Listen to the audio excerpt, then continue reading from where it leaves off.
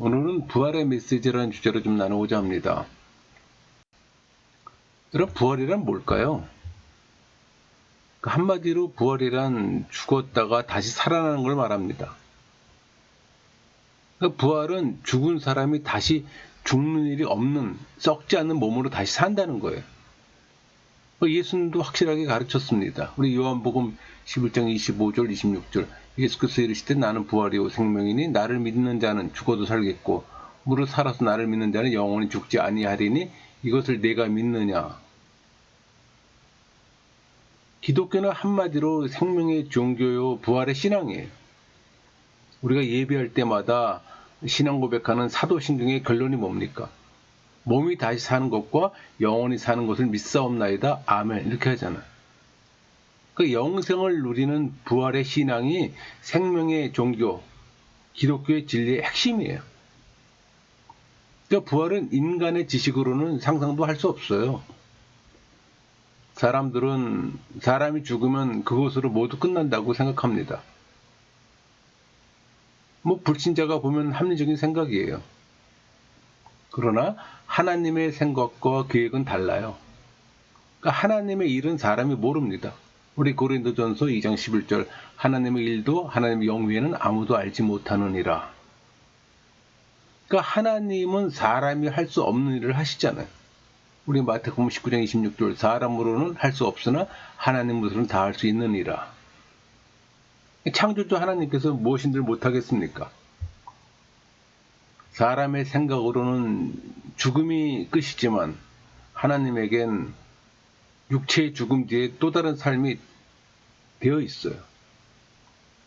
이 세상에 살았던 모든 사람은 반드시 다시 살아나는 부활을 경험하게 됩니다. 여러분, 인간은 부활을 하는 유일한 존재입니다. 그러니까 동물과 식물은 영혼을 갖지 않았기 때문에 완전히 소멸되고 말아요. 그 인간의 육체는 죽음을 경험해요. 그러나 영혼은 죽지 않아요. 이미 죽은 육체는 다시 부활해 영혼과 다시 결합합니다. 그러니까 하나님이 생명을 주셨기 때문에 생명을 다시 살리는 부활의 주체도 하나님이세요. 죽은 사람은 누구나 부활을 경험하게 됩니다. 우리 요한복음 5장 29절 선한 일을 행한 자는 생명의 부활로 악한 일을 행한 자는 심판의 부활로 나오리라. 그러니까 예수님이 재림하실 때까지 살아있는 사람들은 죽음을 보지 않고 변형이 될 거예요. 우리 데살로니가전서 4장 17절 그 후에 우리 살아남은 자들도 그들과 함께 구름 속으로 끌어올려 공중에서 주를 영접하게 하시리니. 그렇지만 예수님 재림 전에 죽은 사람은 모두 다 부활합니다. 여러분, 하나님께서 부활하게 하시는 이유가 있어요. 언약 관계에 있는 인간에게 법적 책임을 묻기 위해서입니다. 자유의지를 가진 존재는 자신의 행동에 대해 법적 책임을 져야 해요. 행동에 대한 책임을 지기 위해 부활은 불가피해요. 그러니까 법적 책임의 결과로 성도는 영원한 복을 얻게 되고 불신자는 영원한 형벌을 받게 되는 거예요. 인류의 부활은 하나님의 무한하신 사랑과 엄중한 공의의 실현을 위해서 반드시 있습니다. 부활의 결과는 두 가지예요. 부활의 형태는 동일하지만 내용은 반대된 두 가지 양상으로 나타난다는 겁니다. 신앙인은 생명의 부활로 다시 살아나고 불신자는 심판의 부활로 다시 살아나는 거예요. 우리 요한복음 5장 29절 선한 일을 행한 자는 생명의 부활로 악한 일을 행한 자는 심판의 부활로 나오리라 이렇게 증거하잖아요. 여러분, 심판의 부활로 불신자가 맞게 되는 처우는 한마디로 영벌이에요.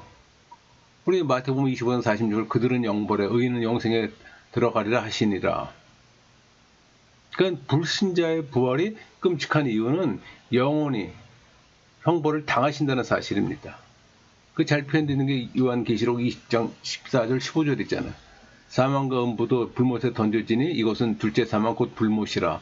누구든지 생명책에 기록되지 못한 자는 불못에 던져지더라. 구더기도 죽지 않고 불도 꺼지지 않는 지옥에서 영원토록 머물게 되는 그 고통은 끔찍해요. 우리 마가복음 9장 48절 거기에서는 구더기도 죽지 않고 불도 꺼지지 아니하느니라. 이 사실을 미리 안다면 누구나 예수님을 믿고 천국에 갈 겁니다. 그러나 이 사실은 성도들을 깨달아 알지만 불신자들에겐 숨겨져 있어요. 그냥 눈이 가려져 보지 못하고 귀가 막혀 듣지 못하는 겁니다. 우리 마태복음 13장 17절 너희가 보는 것들을 보고자 하여도 보지 못하였고 너희가 듣는 것들을 듣고자 하여도 듣지 못하느니라. 이게 증거합니다. 여러분, 인류의 부활은 경험한 바도 없는 신비로운 사건이 있잖아요. 그러니까 성경을 통해 짐작할 수밖에 없어요. 그래서 성경을 해석하는 사람 따라 또 해석이 다릅니다. 부활의 의미가 달라진다는 얘기예요. 그러니까 무천년설이나 후천년설, 역사적 전천년설, 세대주의 전천년설들이 있잖아요.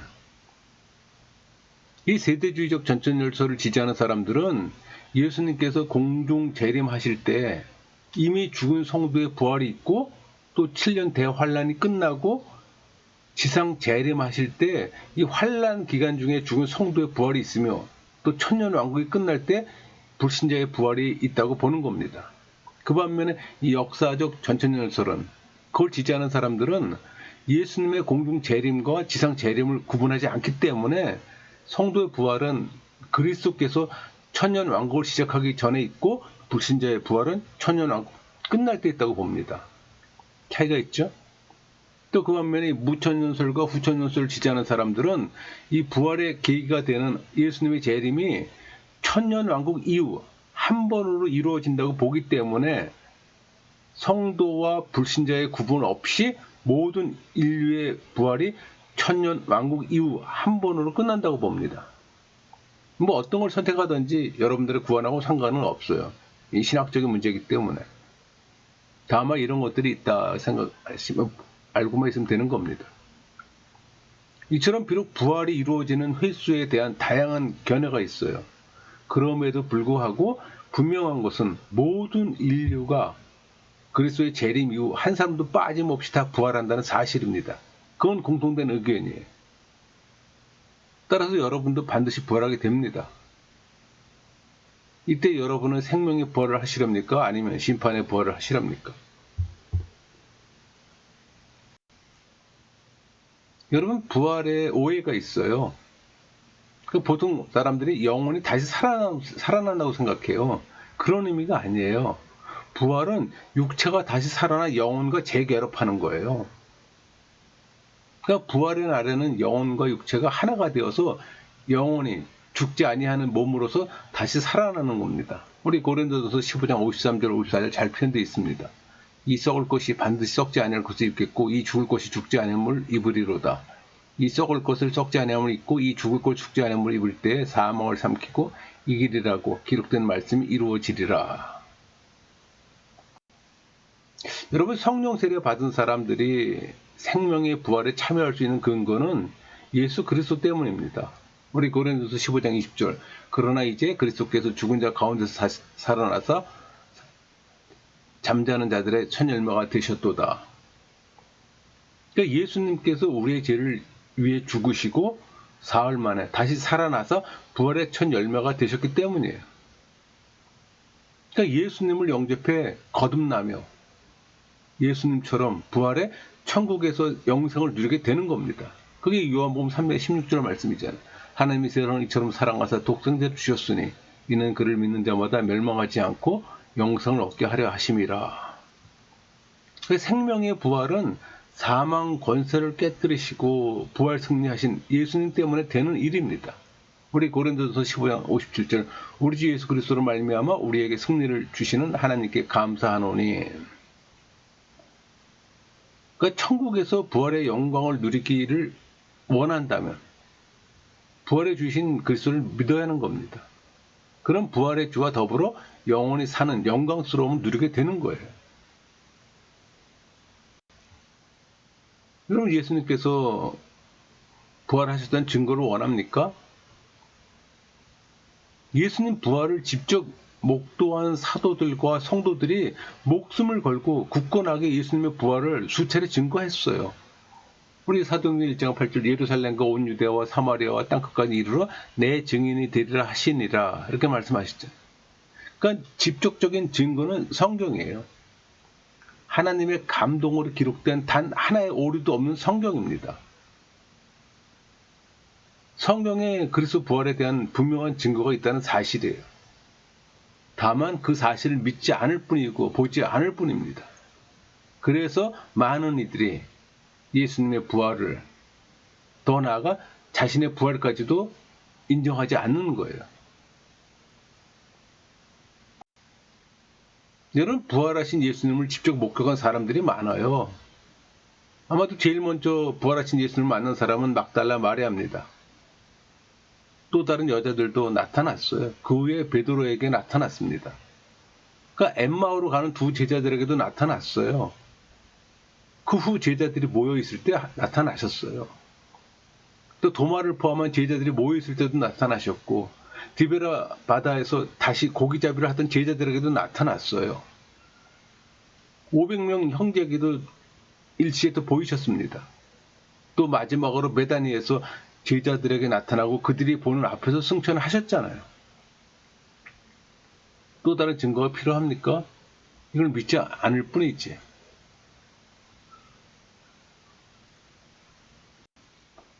여러분, 만약 예수님이 부활하지 못했다면 우리의 신앙은 헛된 겁니다. 우리 고린도서 15장 17절 그리스도께서 다시 살아나신 일이 없으면 너희의 믿음도 헛되고 너희가 여전히 죄 가운데 있을 것이오. 그러니까 우리가 믿고 전하는 바가 뭡니까? 바로 그리스도의 십자가와 십자가의 죽음과 부활이잖아요. 따라서 예수님께서 부활하지 못했다면 우리의 신앙은 거짓이고 헛된 겁니다. 그리고 우리는 여전히 죄악 중에 있을 겁니다. 우리 창세기 3장 15절 내가 너로 여자와 원수가 되게 하고 네 후손도 여자의 후손과 원수가 되게 하리니 여자의 후손은 네 머리를 상하게 할 것이요 너는 그의 발꿈치를 상하게 할 것이라 하시고, 이 약속의 말씀대로 갈보리에서 여자의 후손 곧 그리스도께서 사단의 머리에 치명상을 입히고 또 사단의 사망의 권세를 깨트려 부활 승리하지 못했다면 우리는 여전히 사단의 지배를 받으며 사망 권세 아래 있을 겁니다. 예수님께서 부활하지 못했다면 그리스도 안에서 죽은 사람조차 영원히 멸망할 겁니다. 우리 고린도서 15장 18절 또한 그리스도 안에서 잠자는 자도 망하였으리니. 예수님께서 부활하지 못했다면 그리스도 안에서 죽은 자 역시 부활하지 못하고 영원히 죽음의 권세 아래 있을 겁니다. 예수님께서 부활하지 못했다면 성도들이 부활에 다시 만나는 일도 없을 겁니다. 아마 꿈도 못 꿀 겁니다. 그러나 예수님께서 부활의 첫 열매가 되심으로 우리도 부활에 다시 만날 확실한 소망을 갖게 된 거예요.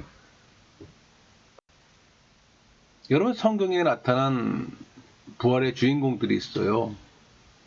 그 엘리야 선지자를 통해 사렙다 과부의 아들이 죽었다가 다시 살아났잖아요. 또 엘리사를 통해 수넴 여인 아들이 다시 살아났어요. 또 모압의 도적대들에 의해 죽은 시체들이 죽은 엘리사의 뼈에 닿자 다시 살아났잖아요.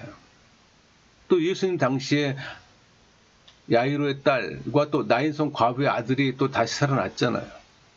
그뿐 아니에요. 죽은 지 나흘이나 되어 무덤에 썩어가는 나사로가 다시 살아났어요.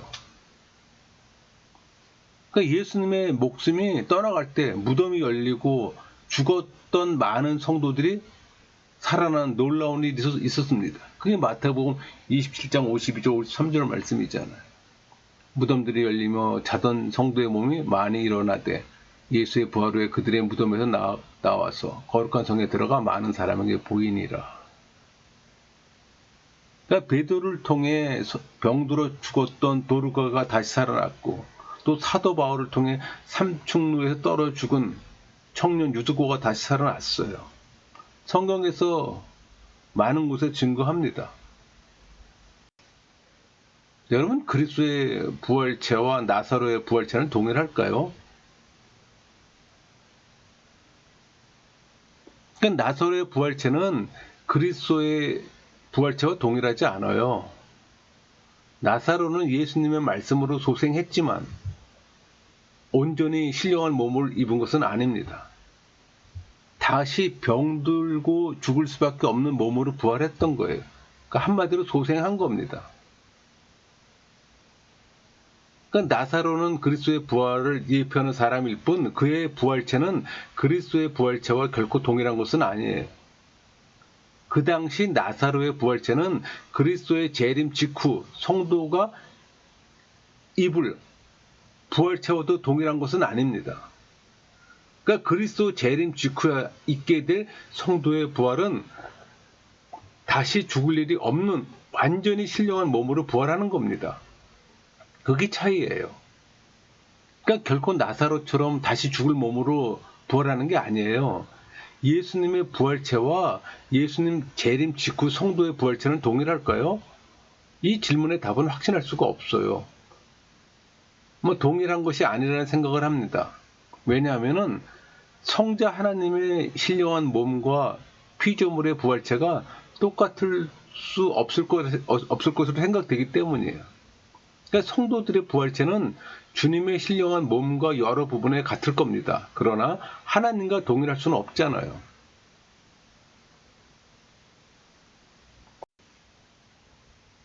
그러니까 많은 사람들이 질문을 합니다. 우리 고린도전서 그 15장 35절에서 44절의 근거에 현재 우리의 몸과 부활하는 신령한 몸은 어떤 차이가 있습니까? 이런 질문들 많이 해요.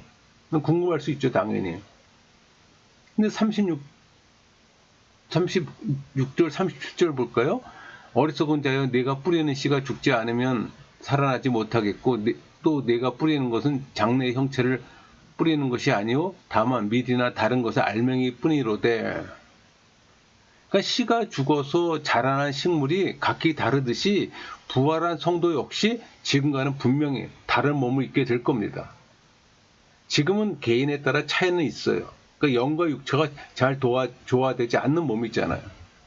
그러니까 38절에서 42절 볼까요? 하나님이 그 뜻대로 그에게 형체를 주시되 각 종자에게 그 형체를 주시느니라.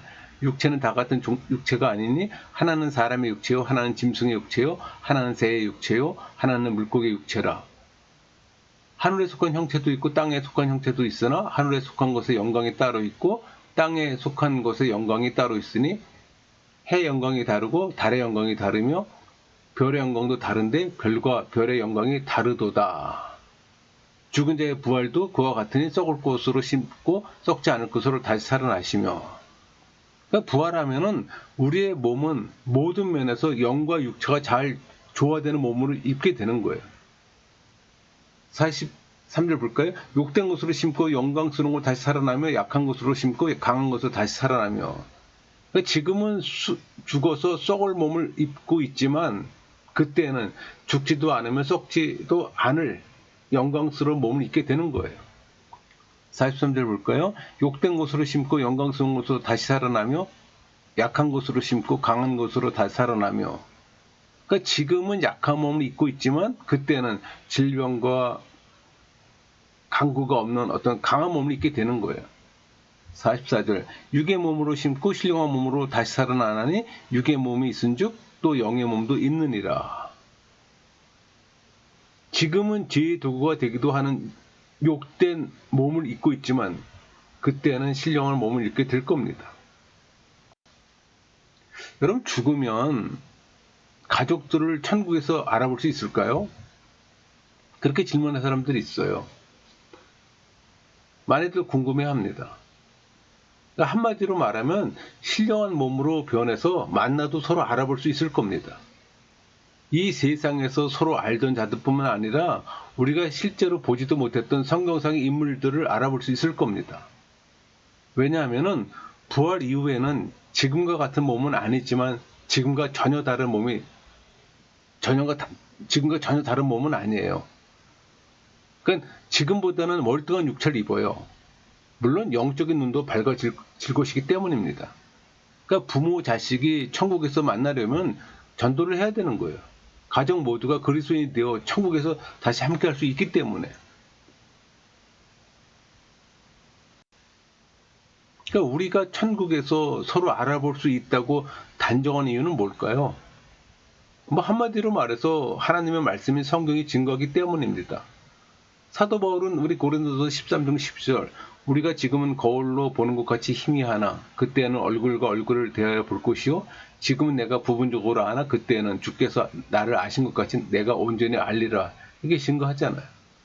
그러니까 성경에는 부활 이후 서로 알아볼 수 있을 것이라는 간접적인 증거가 있어요. 마태복음 17장에 기록된 변화산상의 사건이나 누가복음 16장에 기록된 부자와 거짓 나사로의 비유를 통해서도 알 수가 있는 겁니다. 여러분 변화산상에서 그 베드로와 야고보가 야고보와 요한은 그 모세와 엘리야를 알아봤잖아요. 이들은 전에 만난 적이 전혀 없었어요. 하지만 서로 알아봤잖아요. 그러니까 모세와 엘리야는 그곳에서 지상의 이름으로 불렸어요. 그러니까 음부에서 고통받는 부자도 낙원에 있는 나사로를 알아보았습니다. 그러니까 이처럼 우리들도 장차 부활한 후에 가족들과 성경에 나타나는 위대한 인물들을 만나보게 될 겁니다. 천국에서 이런 영광스러운 만남을 위해 지금 우리들은 그리스도 안에서 성실한 삶을 살아야 하는 거예요. 한번 예를 들어 볼게요. 나이가 많은 8, 90세라고 합시다. 그렇게 나이가 많은 어떤 불구자가 죽은 후에 장차 부활한다면 과연 어떤 모습으로 부활할까요? 아마 아담과 하와가 처음 창조되었을 때와 같이 경건하고 아름다운 모습으로 부활할 겁니다. 신체의 어떤 부분이 불구였든지 간에 부활 이후에는 전혀 불편함이 없는 모습으로 회복될 겁니다. 이 세상에서 갖고 있던 어떤 장애의 흔적이 자랑거리가 될 수도 있어요. 그러니까 부활하신 예수님께서 허리에 난 자국을 도마에게 보여주셨던 것처럼 우리 요한복음 20장 27절 도마에게 있을 때 내 손가락을 이리 내밀어 내 손을 보고 내 손을 내밀어 내 옆구리에 넣어보라. 또 이 세상에서 장애가 되는 사도 바울처럼 그러니까 사도 바울의 그 육체의 가시가 되어서 오히려 교만하지 않았잖아요. 오히려 인내하며 거룩하게 되는 방편이 될 수 있었음을 상기시켜 줄 겁니다. 고린도후서 10장 7절 내 육체의 가시 곧 사탄의 사자를 주셨으니 이는 나를 쳐서 너무 자만하지 않게 하려 하심이라 이렇게 증거합니다. 그러니까 육체의 부활을 믿지 않는 사람들이 많아요. 이유가 뭘까요?